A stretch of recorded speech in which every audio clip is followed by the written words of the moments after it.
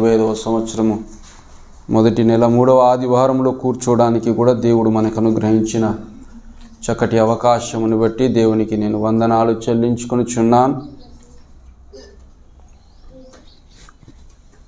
కొద్దిపాటి సమయమున దేవుని వర్తమానమును మనము ధ్యానించుకుందాం. దేవుని వాక్యముని మనం విందాం. లూకా సువార్త 16వ అధ్యాయము 22వ వచనముని మనము చూసుకున్నట్లయితే, లూకా సువార్త 16వ అధ్యాయము 22వ వచనముని మనము చూసుకున్నట్లయితే, ఆ దరిద్రుడు చనిపోయి దేవదూతల చేత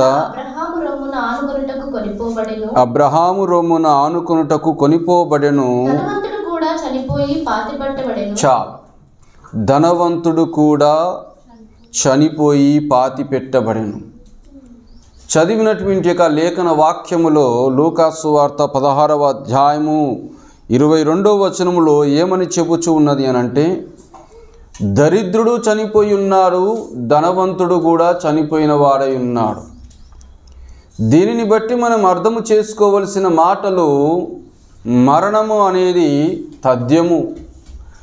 మనిషికి మరణము అనేది ఖచ్చితముగా ఉంటుంది. మనిషికి మరణము లేకుండా జీవితము లేదు. మరణము అనేది సంభవిస్తుంది ఖచ్చితముగా. నీవు దరిద్రుడవా, ధనవంతుడవా, తెల్లవాడివా, నల్లవాడివా, పెద్ద ఉద్యోగస్తుడివా, రాజువా, రాణివా, సైనికుడువా, హీరోవా, హీరోయిన్వా అనేది కాదు మరణానికి సంబంధించింది. మరణము అందరినీ తీసుకొని వెళుతూ ఉన్నది. అయ్యో ఇతను రాజు కదా, ఇతని దగ్గరికి నేను ఎందుకు వెళ్ళాలి అని చెప్పేసి ఆగిపోదు. అయ్యో ఇతను అందగాడు కదా, ఎందుకు ఇతను నిన్ను చంపాలి, ఈయన అందముతో ఇంకను బ్రతకనివ్వమని చెప్పేసి బ్రతకనివ్వదు. అయ్యో ఇతడు జ్ఞానవంతుడు కదా అని చెప్పేసి జ్ఞానవంతుని వదిలిపెట్టదు. జ్ఞానహీనుడైనప్పటికీ, జ్ఞానవంతుడైనప్పటికీ కూడా మరణము తథ్యము. మరణము లేని జీవితం అనేదే లేదు. చదివినటువంటి 16:22లో లూకా సువార్తలో ఏమని చెప్పబడుతున్నది? ధనవంతుడు చనిపోయి ఉన్నాడు, దరిద్రుడును చనిపోయి ఉన్నాడు. ఇద్దరును ఏమై ఉన్నారు? పాతి పెట్టబడిరి కదా, పాతి పెట్టబడిరి. తల్లి గర్భములో నుంచి ఎక్కడికి చేరుతున్నాము? భూగర్భములోనికి మనము చేరుతున్నాము. తల్లి గర్భములో నుంచి భూగర్భములోనికి చేరేటువంటి యొక్క ఈ క్రమములో మధ్యలో ఉండే జీవితమే విలువైనది. తల్లి గర్భములో నుంచి నువ్వు పుట్టావు, మళ్ళా భూగర్భములోనికి వెళుతున్నావు. స్టార్టింగ్ పాయింట్ నుంచి వెళ్ళి ఎండింగ్ పాయింట్ వరకు ఉండేటువంటి మధ్యలో జీవితమే మనకి ప్రాముఖ్యమైనది. దేవుడు మనకు అనుగ్రహిస్తున్నటువంటి ఈ జీవితంలో రక్షణ అనేది చాలా ప్రాముఖ్యమైనది. రక్షింపబడిన వారు చనిపోతారు, రక్షణ పొందుకోని వారు చనిపోతారు. అయితే చనిపోయిన తర్వాత నీ జీవితం ఎక్కడ అనేటువంటి ఒక ప్రశ్న మనకు వెలుగులో ఉండాలి. చీకటిలో బ్రతకడము కాదు. చీకటిలో బ్రతికేటువంటి జీవితంతో మనము క్రైస్తవ జీవితముని గడపడము కాదు. గడిచినటువంటి వారములలో నుంచి మనం వింటూనే ఉన్నాం. లాస్ ఏంజలీస్, కాలిఫోర్నియా, ఆ యొక్క రాష్ట్రం, ఆ యొక్క దేశములో కదా, కాలిఫోర్నియా అనేటువంటి స్టేట్లో, లాస్ ఏంజల్స్ అనేటువంటి ప్రాంతంలో, అమెరికా దేశములో జరిగినటువంటి కారు చిచ్చు వలన అనేకమైనటువంటి విలువతో కూడుకున్నటువంటి యొక్క ఇల్లులు కానీ, కార్లు కానీ బూడిదైపోయి ఉన్నాయి. అయ్యో ఇది 8,000 కోట్ల కారు కదా, ఇది 8 కోట్ల కార్లు కదా, ఇది 800 కోట్ల కారు కదా అని చెప్పేసి అగ్ని అక్కడికి ఆగిపోకుండా పక్క నుంచి వెళ్ళిపోలే. దానికి తెలిసింది ఒకటే, కాల్చివేయడం. మన మధ్య విని ఉన్నాను. ఆ ప్రాంతములో, హాలీవుడ్ ఉన్నటువంటి ఒక ప్రాంతములో ఒక విలువైనటువంటి ఇల్లు ఉన్నదంట. దాని యొక్క వెల కాస్ట్ 10,000 కోట్లు. 10,000 కోట్లు అంట ఇల్లు. ఒక ఇల్లు 8 బెడ్రూములు, స్విమ్మింగ్ పూలు. దాన్ని రెంట్కి ఇస్తే నెలకి 3 లక్షలు 3 కోట్లు అని చెప్పారు. అంత లాభం వస్తుందంట. The costliest house in that area. లాస్ ఏంజల్స్లో ఉండేటువంటి ఒక ఏరియాలో బూడిద మిగిలిపోయింది. ప్రాణము కోసము రోడ్ల పొంటి వదిలిపెట్టేసుకుంటూ వెళ్ళిపోయారు వారి విలువైన కార్లని కావచ్చు, విలువైనటువంటి ఒక డబ్బుని కూడా. అయ్యో నా డబ్బు ఉందే ఇంట్లో, నేను ఇక్కడే, నా డబ్బు నన్ను కాపాడుతుందే అని ఎవరు కూడా అక్కడే ఉండిపోలేదు. ప్రాణము కోసం పరిగెట్టిన వారే ఉన్నారే కానీ నేను సంపాదించిన నా సంపాదన నన్ను కాపాడుతుంది అనేటువంటి ఒక వ్యక్తులు అక్కడ ఎవ్వరూ లేరే. మొన్నటి దినమున చూస్తున్నాం, అక్క ప్రాంతం నుంచి వెళ్ళి వెకేట్ చేసినటువంటి ఒక మనుషులందరూ కూడా వేరే ప్రాంతంలో రోడ్డు మీద పడుకొని ఉన్నాడు, దిక్కు లేకాడ. అనుకోవచ్చు మనము సంపాదన ఉంటే మనం అన్ని సమకూర్చుకోవచ్చని. సంపాదన ఎంత ఉన్నను, ఎంత అందగత్తవైనను, ఎంత అందగాడివైనను, ఏ రాజువైనను, రాణివైనను, జ్ఞానవంతుడవైనను, ఏది ఉన్నప్పటికీ కూడా మరణానికి హద్దు లేదు. అది ఎవరినైనాను అది కబలిస్తుంది, ఎవరినైనాను అది మింగివేస్తూ ఉన్నది. జాతి, కులం, మతం, నువ్వు పొడుగున్నావా, పొట్టిగా ఉన్నావా, దొడ్డుగా ఉన్నావా, ఎలాగున్నావా, అదేది దానికి సంబంధం లేదు. నేను అంటాను, చదివినటువంటి ఒక మాటలలో దరిద్రుడు చనిపోయాడు, ధనవంతుడు చనిపోయాడు, ఇద్దరును పాతి పెట్టబడిన వారే. అందరికీ కూడా మనము నేర్చుకోవలసిన పాఠం ఏమిటి అనంటే, మరణం అనేది ఖచ్చితముగా ఉంటుంది, కానీ మరణము తర్వాత ఉండేటువంటి ఒక జీవితం యొక్క విలువను మనము గ్రహించాలి. నేను తర్వాత నేను ప్రార్థన చేసుకుంటాను, ఆ తర్వాత నేను బైబిల్ చదువుకుంటానులే, ఆ తర్వాత నేను రక్షణ తీసుకుంటానులే, ఆ తర్వాత చూసుకుందాంలే, ఆ తర్వాత దేవునితో మాట్లాడదాంలే అనుకునే లోపే నీ ప్రాణము పోతే నీ విలువైనటువంటి ఒక జీవితమునికి అర్థము లేకుండా పోతుంది. ఎవరికైనా మరణము సంభవించింది. ప్రపంచాన్ని జయించినటువంటి యొక్క అలెగ్జాండర్కి కూడా మరణము సంభవించింది. ప్రపంచాన్ని శాసించినటువంటి ఒక హిట్లర్కి కూడా మరణము సంభవించింది. There is no objection. అందరమును పాతి పెట్టబడతాం. దేవుడు కోరుకునే కోరిక ఏంటో తెలుసా? మరణము ప్రతి ఒక్కరికి వస్తుంది, కానీ రెండవ మరణము అనేది అందరూ పొందుకోవద్దనే ఉద్దేశముతోనే కదా యేసు ప్రభువారి భూమి మీదకి వచ్చింది.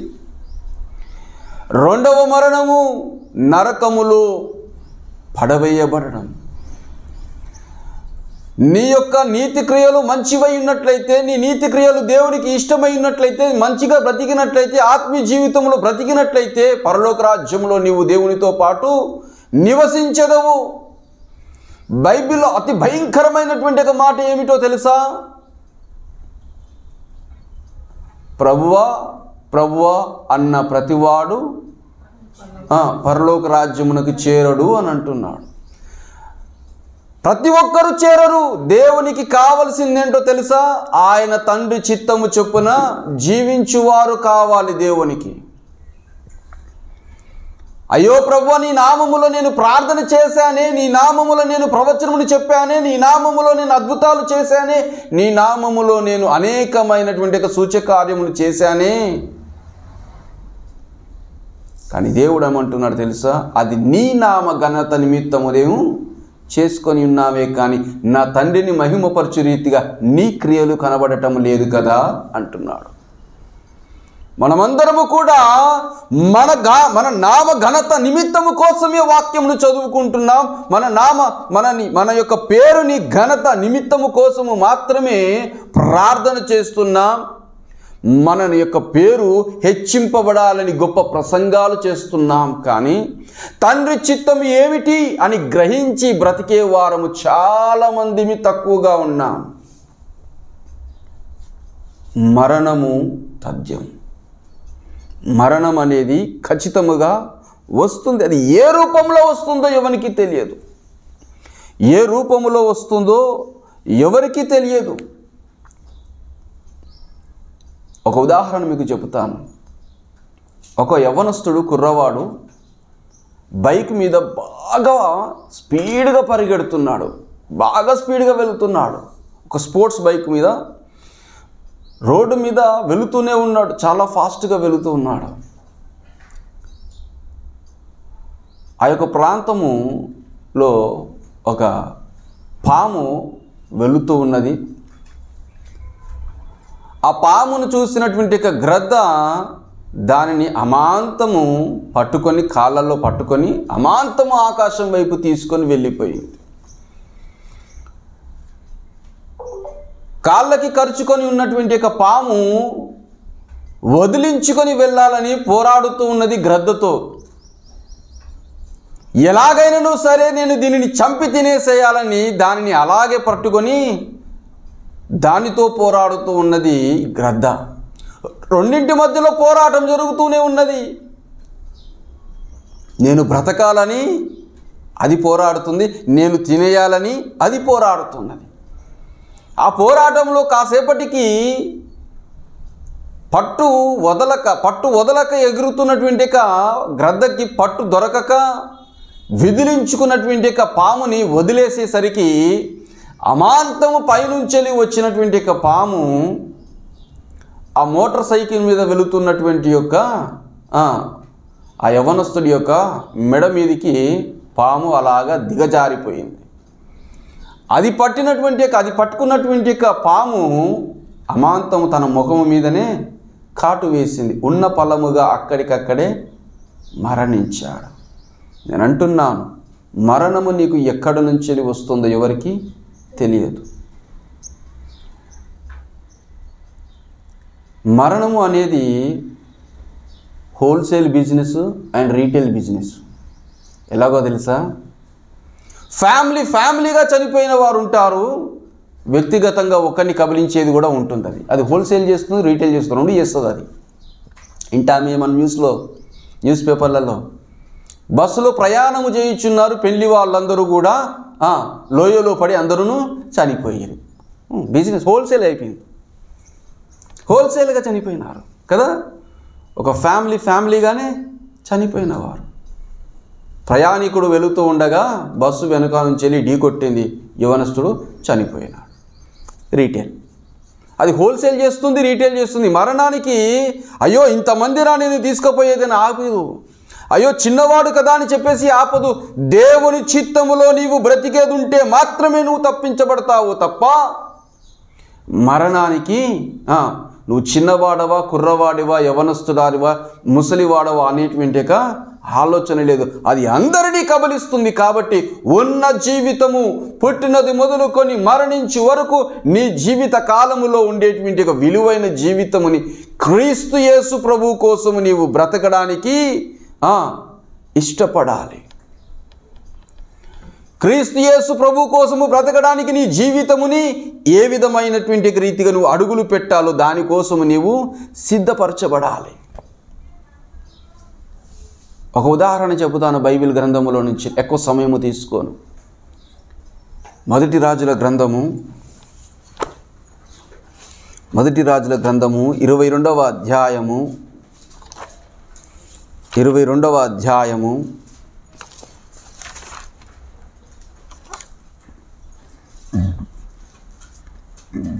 29 నుంచి మనము చూసుకుందాం.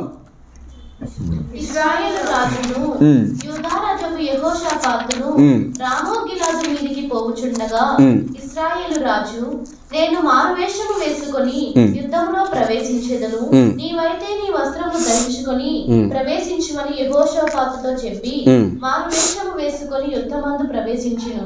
సిరియా రాజు తన రథముల మీద అధికారులైన 32 అధిపతులను పిలిపించి, అల్పులతోనైనను గనులతోనైనను మీరు మాట్లాడవద్దు, ఇశ్రాయేలు రాజుతో మాత్రమే మాట్లాడుడని ఆజ్ఞ ఇచ్చి ఉండగా, రథాధిపతులు యెహోషాపాతును చూచి ఇతడే ఇశ్రాయేలు రాజు అనుకొని అతనితో మాట్లాడుటకు అతని మీదికి వచ్చిరి.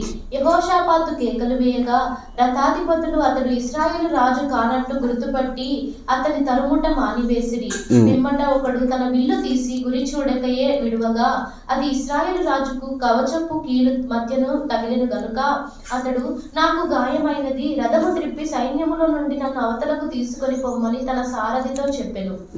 నాడు యుద్ధము బలముగా జరుగుచున్నప్పుడు రాజును సిరియనుల ఎదుట అతని రథము మీద నిలువబెట్టిరి. అస్తమయమందు అతడు మరణమాయెను. తగిలిన గాయముల నుండి చదివినటువంటి లేఖన వాక్యములలో ఇజ్రాయేలు రాజుకి సిరియా రాజుకి జరుగుతున్నటువంటి పోరాటము, యూదా రాజు అయినటువంటి యెహోషాపాతు తనతో పాటు కలిసి సిరియనుల మీద యుద్ధమునకు వెళుదామని తనతో పాటు ఇజ్రాయేల్ రాజులకి తోడుగా వెళ్ళినటువంటి సందర్భము.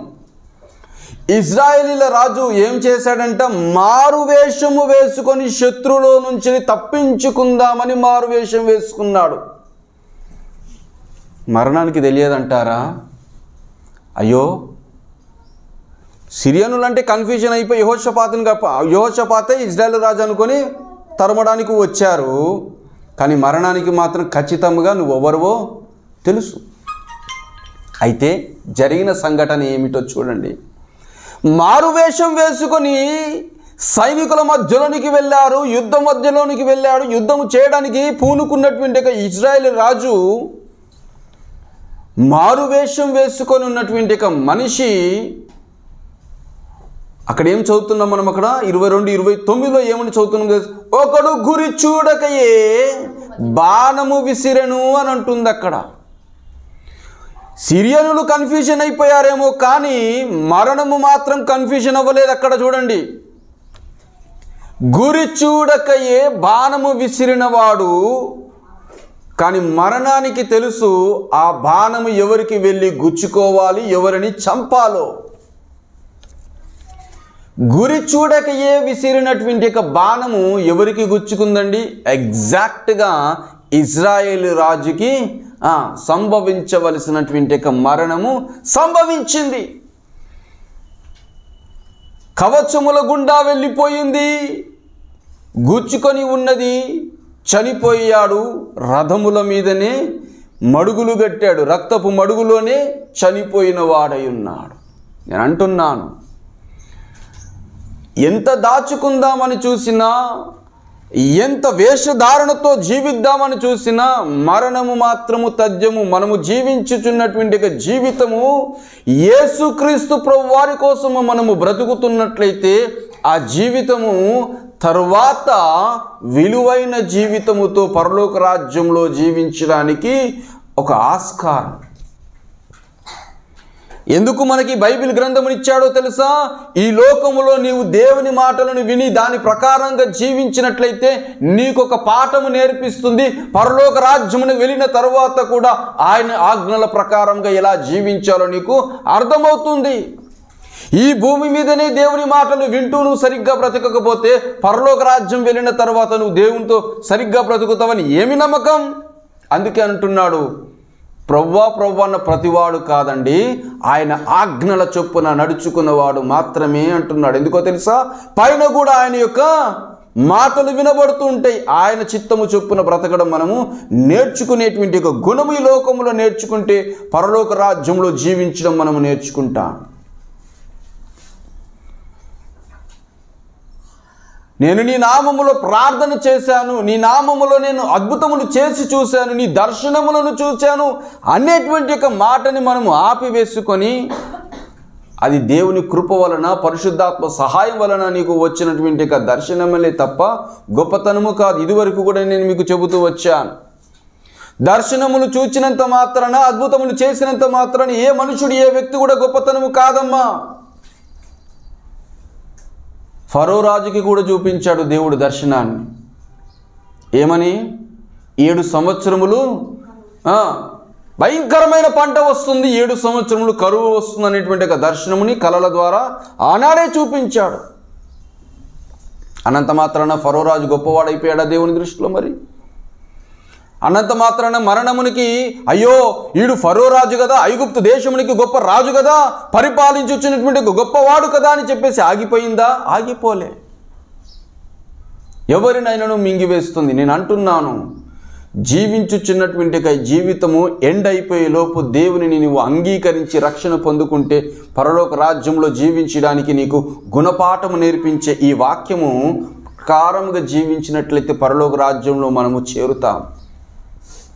నామకార్థమైనటువంటి ఆత్మీయ జీవితమును వదిలిపెట్టి పరలోక రాజ్యంలో జీవితమును కొనసాగించబడాలి అని అంటే క్రీస్తు యేసు ప్రభు యొక్క మాటలని నీవు చదివి దాని ప్రకారంగా జీవించడం మనము నేర్చుకోవాలి. అందుకే యేసు ప్రభు వారు ఏమని చెబుతున్నారో తెలుసా? మొదటిగా మీరు పైనున్న వాటిని వెతకండి. మొదటిగా మీరు పైనున్న వాటిని వెతికినట్లయితే నీకు సర్వమును నేర్పిస్తుంది, జ్ఞానము నేర్పిస్తుంది. మోషే చనిపోయాడు, యెహోషువ చనిపోయారు, నోబహు చనిపోయారు, అందరూ చనిపోయిన వారే. అబ్రహాము కూడా చనిపోయిన వాడే. కానీ అబ్రహాం ఏడున్నాడంట? పరలోక రాజ్యంలో ఉన్నాడు. దరిద్రుడేనున్నాడు, అదే అబ్రహాము రొమ్ములో ఆనుకొని ఉన్నాడు. కింద వచనం మనం చదువుకుందాం. లూకా సువార్త 16వ అధ్యాయము 23వ వచనంలో ఏమని చెప్పబడుతుందో ఒకసారి చూసుకుందాం. లూకా సువార్త 16వ అధ్యాయము 23వ వచనంలో ఏమని చెప్పబడుతుందో చూడండి. అప్పుడు అతడు పాతాళములో బాధపడుచు కన్నులెత్తి దూరం నుండి అబ్రహామును అతన్ని రొమ్మున ఆనుకొని ఉన్న లాజరును చూచెను. చూడండి, ఎవరు బాధపడుతున్నారు? ధనవంతుడు బాధపడుతున్నాడు. అయ్యో వీడు ధనవంతుడు కదా, వీడి దగ్గర బంగారం ఉంది కదా, అనవసరంగా వీడిని నేను ఎందుకు కబలించాలి? వాని దగ్గరికి వెళ్ళి ఒక మాటగా మాట్లాడి కమిషన్ ఏమైనా తీసుకుందాము అని అనుకుందా మరణము? లే. ధనవంతుడవైనను దరిద్రుడవైనను మరణము నీకు తథ్యము, కానీ మరణము తరువాత ఉండే జీవితము చాలా ప్రాముఖ్యమైనది. సహోదరి సహోదరుడా,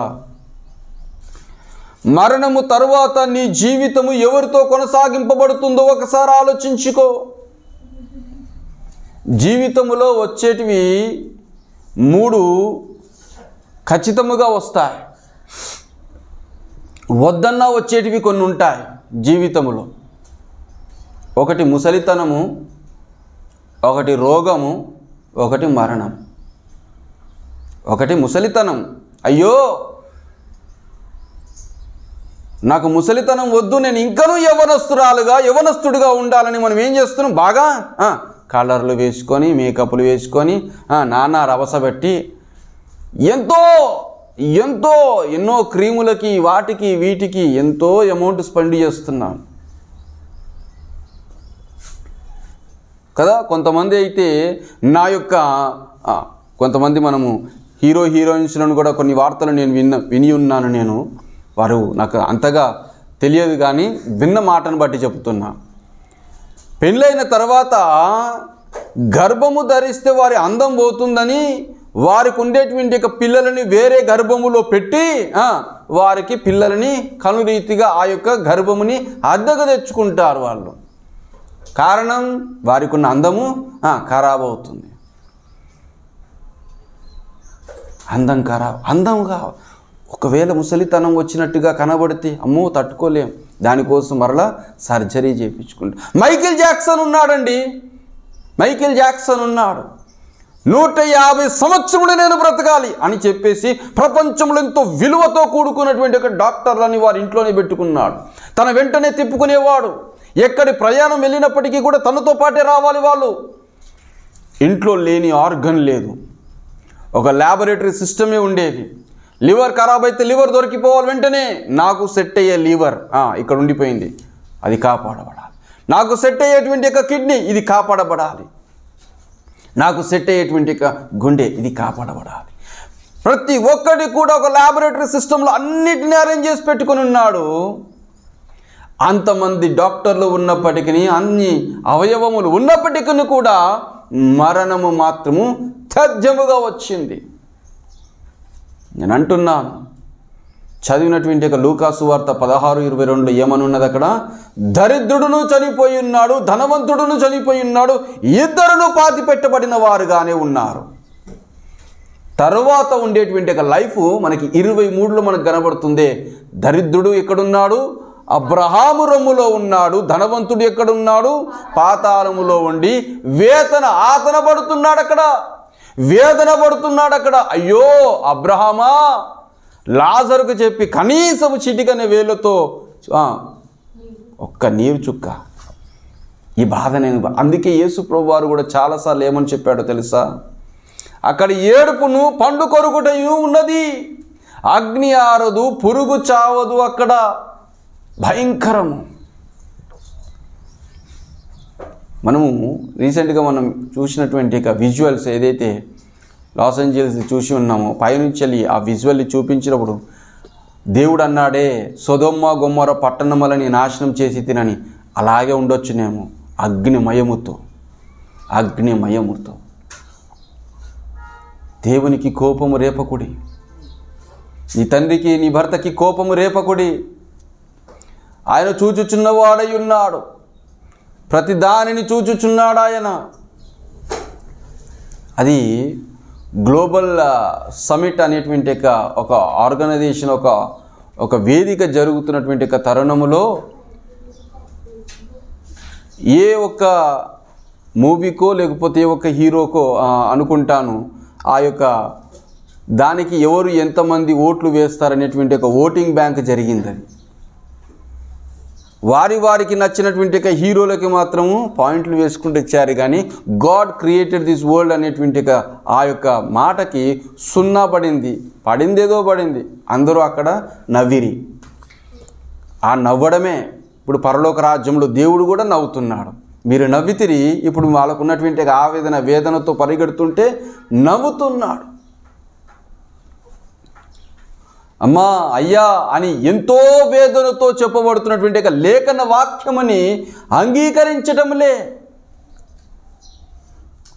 మరణము అనేది ఖచ్చితంగా ప్రతి ఒక్కరికి ఎవరి నుంచి ఎప్పటి నుంచి ఎలా వస్తుందో ఎవరికీ తెలియదు. చదివినటువంటి మొదటి రాజుల గ్రంథం మనం చదువుకున్నామే, ఒకడు గురి చూడకయే అన్నటువంటి రీతిగా వాడు కావాలని విసిరింది కాదు. అదిగో ఇశ్రాయేలీల రాజు అక్కడ ఉన్నాడు, వానికి నేను సరిగ్గా సూటి పెట్టి నేను బాణము విసిరేదనని చెప్పేసి వదలలేదు. అది ఏదో వదిలేశాడు, కానీ మరణము తీసుకొని వెళ్ళింది వానికి చంపడానికి. గొలియాతు ఉన్నాడు, వాడు అనుకున్నాడు నేను ఫుల్గా కవర్ అయిపోయాను, నన్ను కొట్టడానికి నన్ను చంపడానికి ఎవరికి కూడా ఇంకా ధైర్యము లేదు, ఎవరికి కూడా ఇంకా ఆస్కారం లేదనేటువంటి మాటతో విర్రవీగే మాటలు మాట్లాడాడు దావీదు దగ్గర. కానీ దావీదు యుద్ధం యెహోవాదే అని ముందు అడుగు పెట్టినటువంటి వ్యక్తి వరిసెలతో ఆ రాయిని విసరగా మరణము ఎక్కడికి తీసుకుని వెళ్ళాలో ఆ రాయిని అక్కడికే తీసుకుని వెళ్ళి నుదుటి మీద తగిలినటువంటి స్థితి. మనం అనుకుంటాం నేను అంతా ప్రొటెక్షన్లో ఉన్నాను కదా, ఇక నాకేం మరణము రాదులే, ఫుల్ ఫ్లెడ్జ్గా నేను బ్రతుకుతానని మనం అనుకుంటామేమో. కానీ ఎప్పుడు ఎలా వస్తుందో ఎవరికి తెలియదు. ఉన్న బ్రతుకుదనంలోనే ఖచ్చితమైనటువంటి జీవితంతో దేవుని కోసం బ్రతకడానికి మనం నేర్చుకోవాలి. ఆషామాషిగా బ్రతకడం కాదు. క్రైస్తవ జీవితం అంటే ఏదో ప్రైజ్ ది లార్డ్ అని చెప్పడం కాదు, బైబిల్ చేతిలో పట్టుకొని వచ్చి 4 మాటలు విని వెళ్ళిపోవడం అని కాదు, 4 మాటలు చెప్పడం అని కాదు. దేవుని వాక్యం ఏమని చెబుతున్నదో తెలుసా? వాక్యము వినువానికంటేను, వాక్యము చదువువానికంటేను, వాక్యమును బోధించువాడికంటేను వాక్యానుసారముగా జీవించువాడే దేవునికి కావాలి.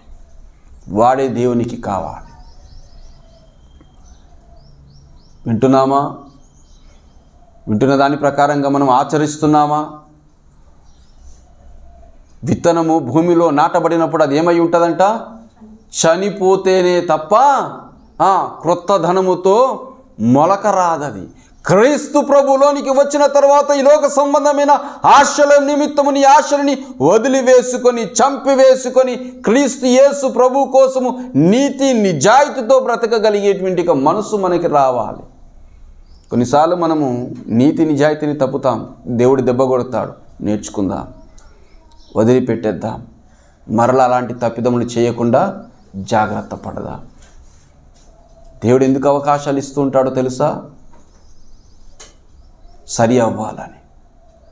నా బిడ్డలు మరణించడం నాకు ఇష్టం లేదు, ఒకడు పాపములోనే మరణించడం నాకు ఇష్టం లేదు అని దేవునికి మరలా ఈ గడిచినటువంటి ఒక వారంలో కూడా మీకు చెప్పి ఉన్నాను.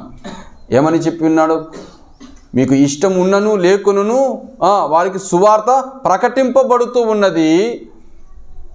నీతిమంతుడు వారి నీతిని ఆధారము చేసుకొని పాపములో బ్రతికినట్లయితే, వానికి హెచ్చరిక చేసినప్పుడు వాడు మాట వినకుండా అదే నీతిని ఆధారం చేసుకొని ఇంకను పాపములో బ్రతికినట్లయితే వాని మీదికి మరణము ఖచ్చితముగా వస్తుంది.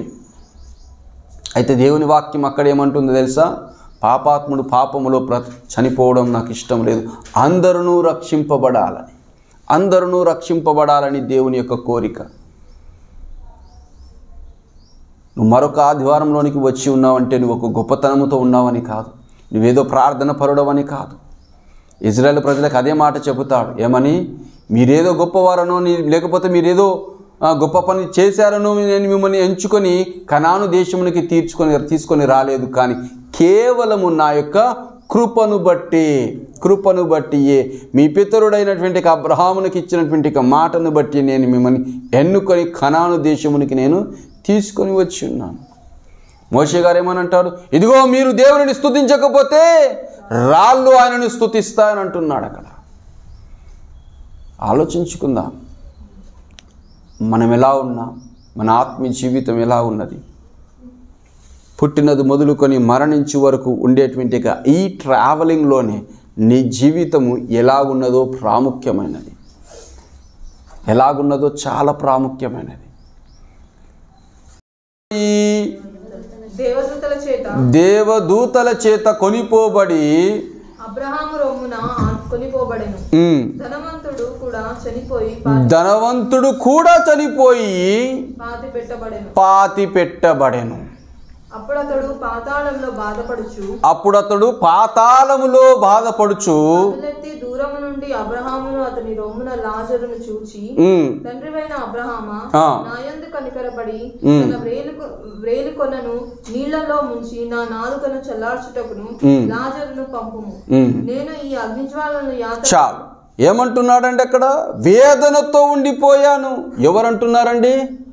ధనవంతుడు. అయ్యో, నువ్వు భూమి మీద బ్రతుకుతున్నప్పుడు నీ ధనమేమైపాయి, నీ యొక్క పాత్రలో తాగినటువంటి నీళ్ళేమైపాయి, విలువతో కూడుకున్నటువంటి ద్రాక్షరసం ఏమైపోయింది, నీకున్నటువంటి చుట్టుప్రక్కల ఉన్నటువంటి సైనిక ఎవరు కూడా కాపాడలేకపోయున్నారే.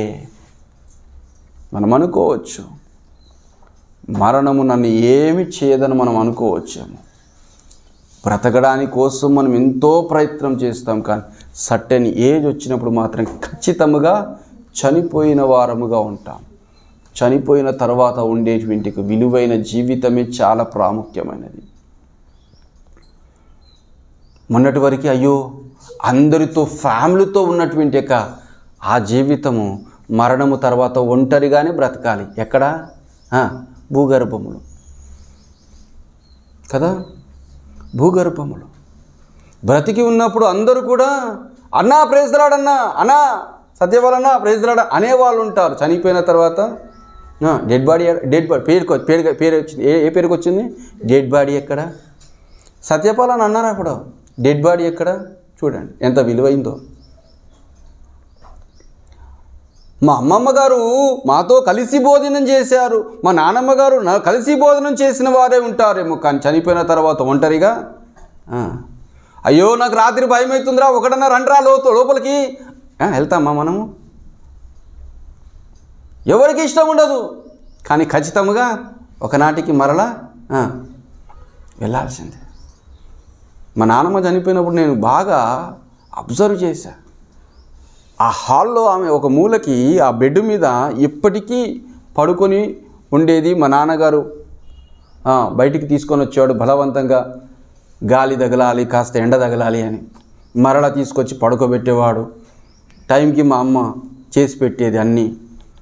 ఉన్నటువంటి తన ప్రాణము పోయింది, ఉన్నటువంటి ఒక మనిషి అక్కడ లేకుండా ఖాళీగా కనబడుతుంది ఆ మంచం. ఎక్కడికి వచ్చింది ఆ బిడ్డ ఆమెది? భూమి లోపల పాతి పెట్టబడవలసిన వచ్చి. ఎవరు లేరు అక్కడ, ఒకతే ఉండాలి. అన్ని రోజులు పడుకున్నటువంటి ఇక మెత్తటి పరుపు లేదు, ఇక చెక్క పరుపే. మనం అనుకోవచ్చు, ఎంత ధనముతో ఎన్ని రకాలుగా నువ్వు ఇంట్లో ఎన్ని మెయింటైన్ చేసుకున్నా అందరికీ మిగిలేది ఆ పెట్టనే. ఎంత కాస్ట్లీదన్నా కొను. సమాధి పైనికి మాత్రం పాలరాతితో కడతామే, తొవ్వి చూద్దాం, అంతే పాలరాతితో ఉంటాయి. అని శవుని యొక్క ఆకారము ఉండదు. కొల్లిపోయి కృషించిపోయి ఎముకలు బయటపడిపోయి పనికి మాలిన స్థితిలో ఉండిపోతుంది. అయ్యో రండిరా, చూడండి ఇప్పుడు చిన్నపిల్లలు ఒంటరిగా ఉండమ్మా, పక్క బెడ్రూమ్లో పడుకోమ్మా, లైట్ వేస్తామనంటే భయపడతారు. ఎందుకు? అమ్మ ఒకటి నేను పడుకోను, నేను అమ్మతో డాడీతో పడుకుంటా అని వచ్చేస్తారు. కానీ చనిపోయిన తర్వాత ఒక్కడే పడుకోవాలి. ఏ బెడ్రూమ్లో? భూగర్భం అనే బెడ్రూమ్లో ఒకడే ఉండిపోవాలి ఎప్పటికైనా. కలిసి ఉండేటువంటి జీవితములో మరణము మాత్రం ఒక్కడనే తీసుకొని వెళ్తుంది ఏ బెడ్రూమ్కి. మరణము అనేది ఖచ్చితం అనేది మనిషికి ఉంటుంది. ఆ మరణమును జయించిన వాడు నా యేసయ్య. ఆ మరణమును జయించి తిరిగి పునరుద్ధానముని మనకు అనుగ్రహించడానికి మరణమును జయించిన వాడు యేసుక్రీస్తు ప్రభువారు. ఓ మరణమా నీ ముల్లెక్కడా అని అంటుందే.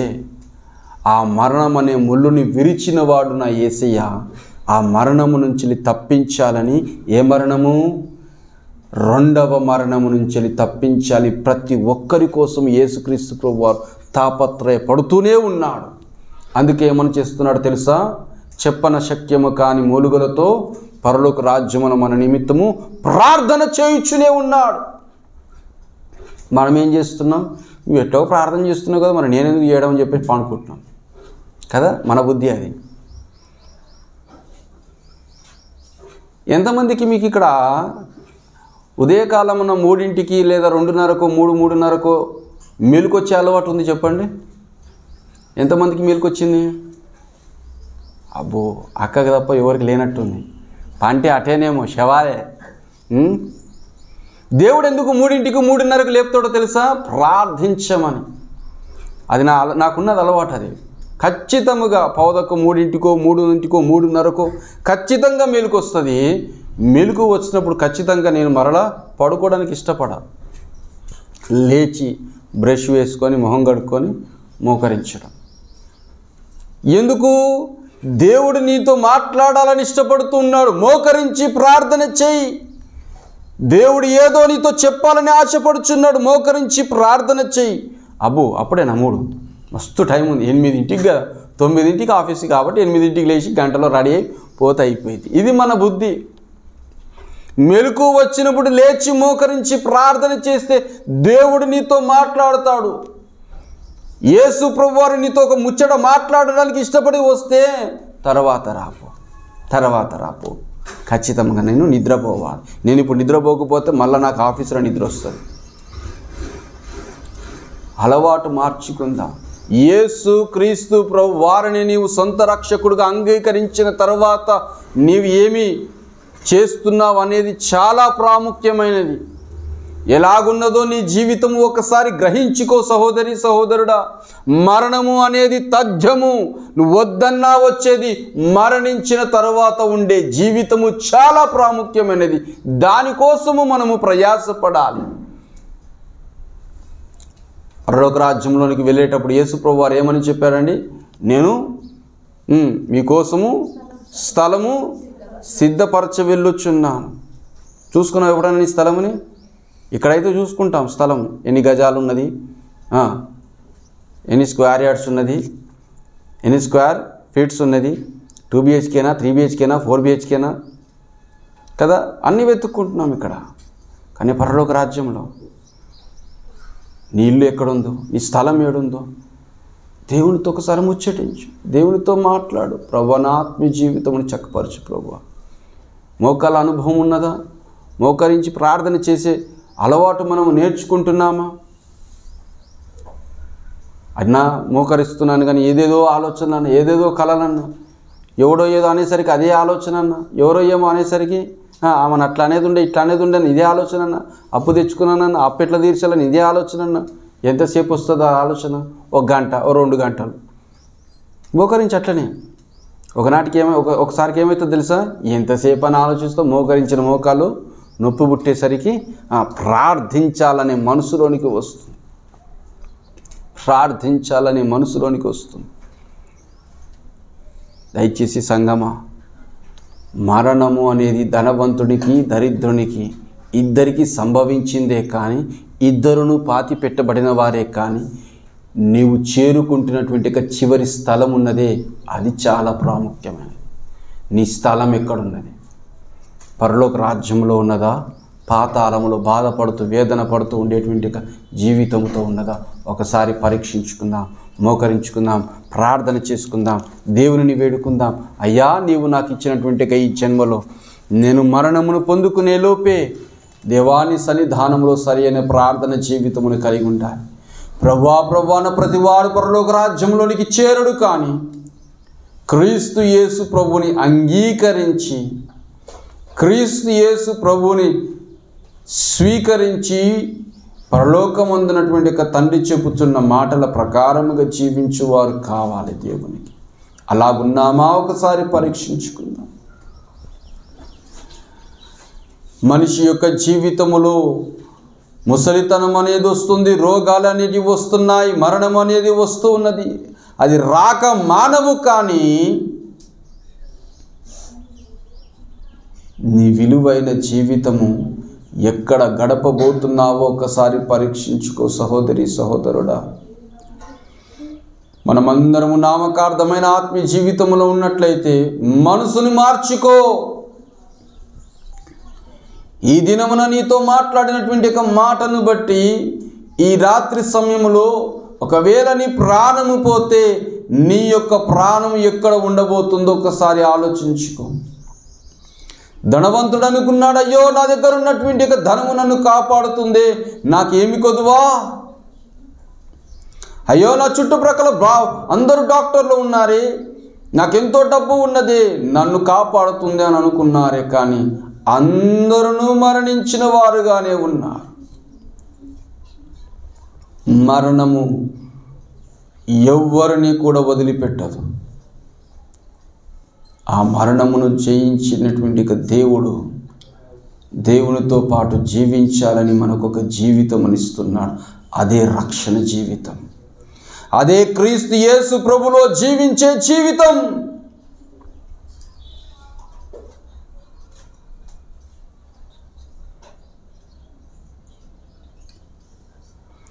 ప్రేమ కలిగిన మా ప్రభువా, పరిశుద్ధమైన మా తండ్రి, నీ ఘనమైన నీ పాదములకి వందనాలు.